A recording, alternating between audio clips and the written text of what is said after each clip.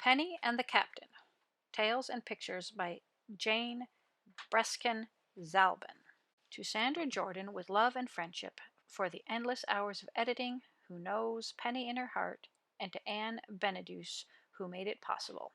Mr. Jenkins is a sea captain. He lives on a sailboat with his first mate, Penelope Adelaide Willington III. Captain Jenkins calls her Penny. They have known each other for a long time. They have seen many seaports together. These are some stories about them. The birthday gift. Penny's birthday was coming, and she was homesick. She missed the games of tag with her friends, swimming from iceberg to iceberg. She remembered walking on the cold, snowy beach and jumping from rock to rock. Penny was so unhappy. Captain Jenkins sighed. She doesn't strut on deck with her perky little steps any more. So he said to himself, I'll think of a very special present. He thought about Penny's gift in the morning at breakfast, in the afternoon smoking his pipe, and before he went to sleep. While brushing a tooth, he shouted, I've got it! I know just the present she'll love, he boasted to the crew. He wrote a letter to Penny's Aunt Adeline in the South Pole. A week later, a big box came in the mail. The captain lifted the crate on the ship, where there was a note on it. To Penelope Adelaide Willington III, care of Captain Jenkins, the Silverfish. From the South Pole, first class, special delivery. The crew watched. What is it? It's a secret, he said.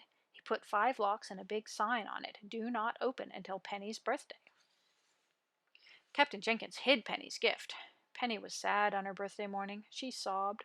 I want to go home. The captain said, Before you go, I have a big surprise for you.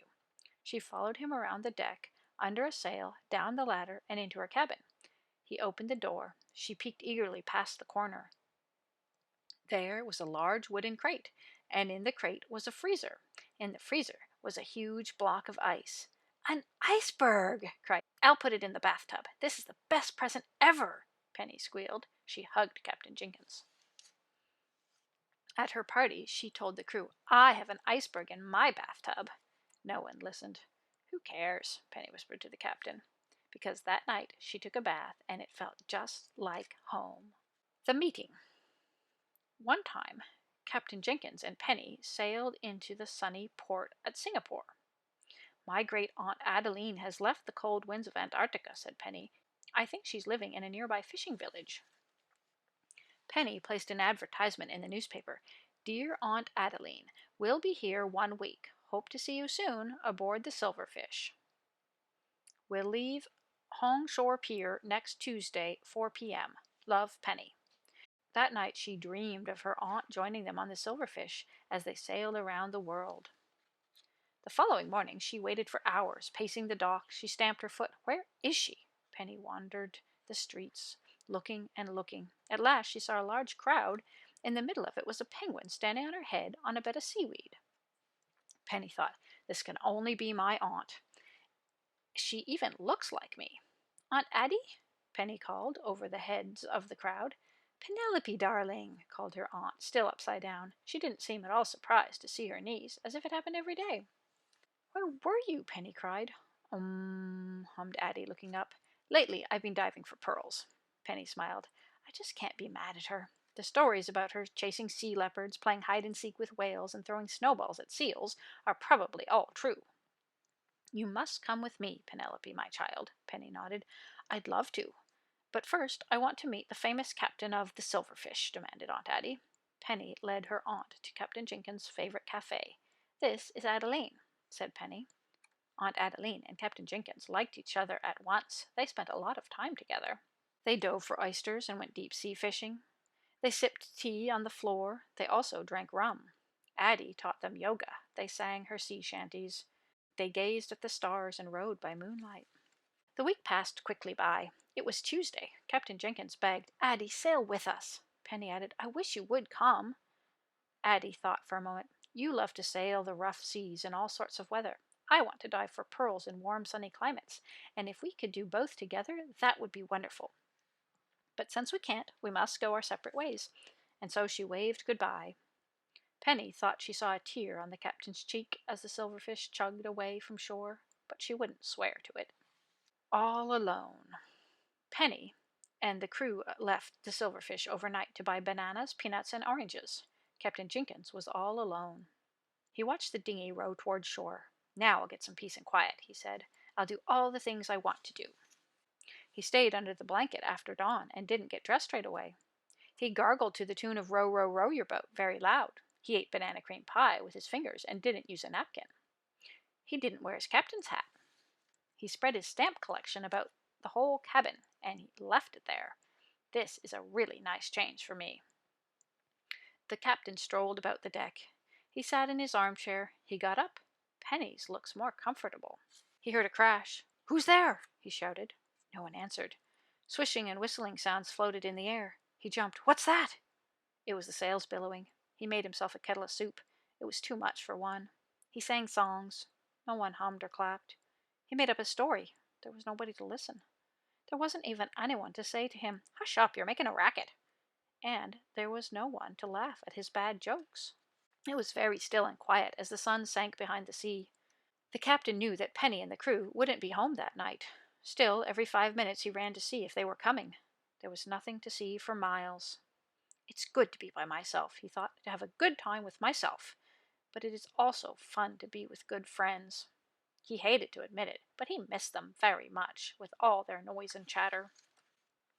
When Penny and the crew returned, Penny asked, "Did you have a nice time?" The captain said, "I was so busy I didn't even think about you." Penny turned around and saw him wink at the crew. She gave him a poke and said, "Oh, you!" And they all ate leftover soup for lunch for a whole week. The card game. "Do you want to play cards?" asked Captain Jenkins. "Okay," said Penny. "Let's go fish," said the captain. "But I have to tell you, I'm really good."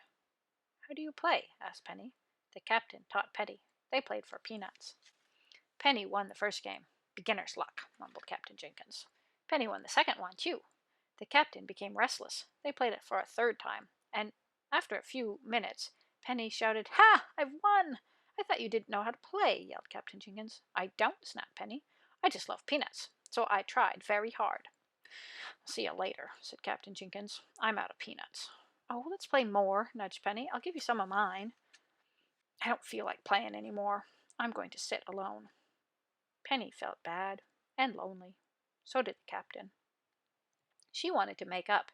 It's fun to win, but not nice to rub it in, she thought. "Would you like some peanuts? I even took off the shells." "Oh, all right," muttered Captain Jenkins. He added, "I'm sorry I was a bad loser." Penny said, "Let's forget it. Do you want to play shuffleboard?" "I'll teach you how." "But I have to tell you, I'm really good at that," bragged Penny. "If you'd like," said Captain Jenkins, and he chuckled to himself. "So am I." Penny and the captain.